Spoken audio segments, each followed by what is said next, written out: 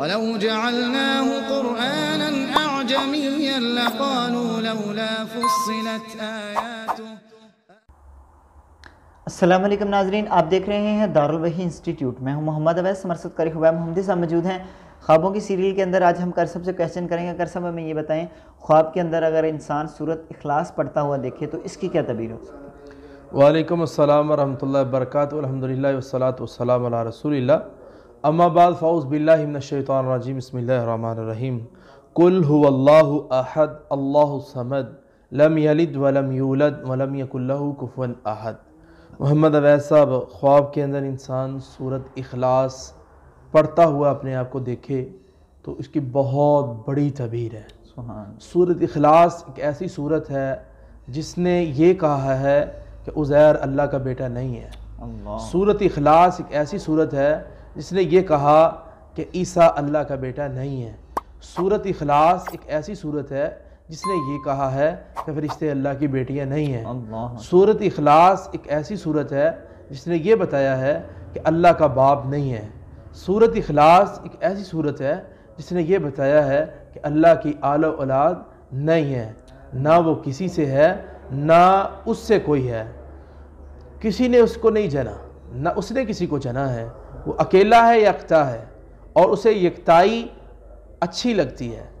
اکیلا رہنا اچھا ہے، اور اس کے لیے واحد ہونا، وہ اکیلی ذات ہے، یہ اس کے لیے بہت ہی عظیم چیز ہے۔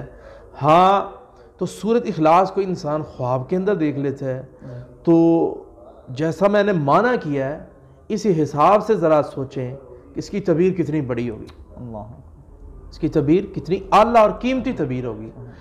اس کے اندر میں سب سے پہلی یہ بات رکھنا چاہتا ہوں کہ امام ابن سیرین رحمۃ اللہ علیہ بہت بڑے معبر گزرے ہیں، خوابوں کی تعبیروں کے ماہر دنیا کے اندر مانے گئے امام ابن سیرین تھے۔ امام ابن سیرین رحمۃ اللہ علیہ بہت بڑے امام تھے۔ انہوں نے کہا کہ جو بندہ خواب کے اندر سورۃ اخلاص کو پڑھتا ہے نا تو وہ اس بندے کو اللہ رب العالمین دین کی راہوں میں مخلص بنا دے گا۔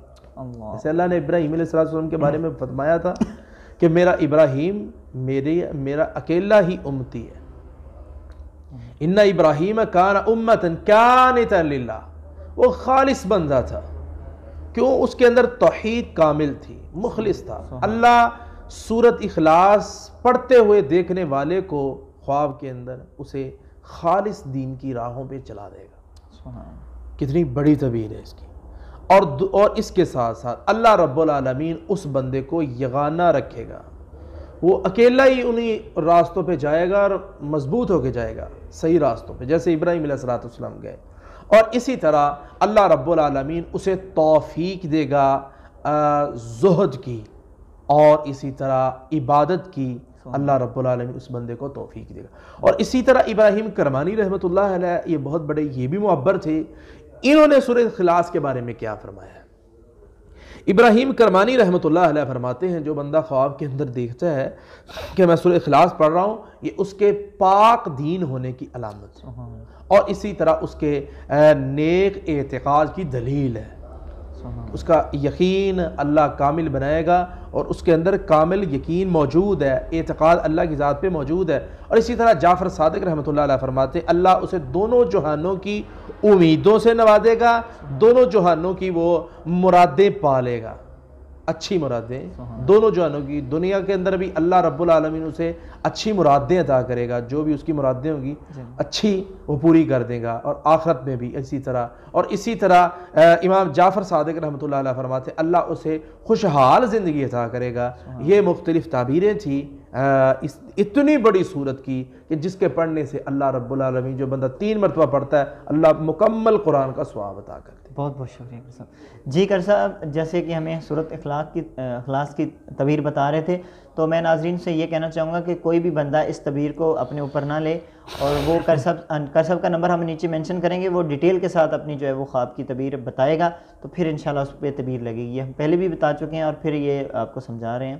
اگلے پروگرام میں پھر حاضر ہوں گے، تب تک کے لیے ہمیں اجازت دیجیے، اللہ حافظ۔ وَلَوْ جَعَلْنَاهُ قُرْآنًا أَعْجَمِيًّا لَقَالُوا لَوْلَا فُصِّلَتْ آيَاتُهُ